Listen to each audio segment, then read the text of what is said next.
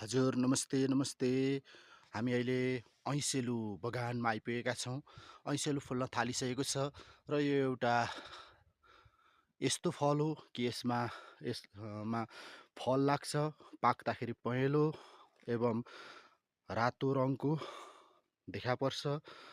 त्यसलाई केटाकेटीदेखि वृद्धसम्मले रुचाउने गर्छन् भने यसको पात, मुन्टा, जरा सबै औषधीय गुण भएको बिरुवा हो र यो वर्षको लागि यो ऐँसेलु फुल्न थालिसकेको छ। यहाँहरू कसले ऐँसेलु खानुभएको छ कमेन्ट गर्नुहोस्।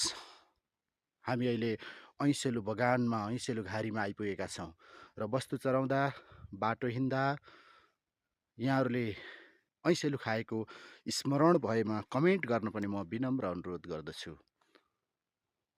हवस् त, धन्यवाद।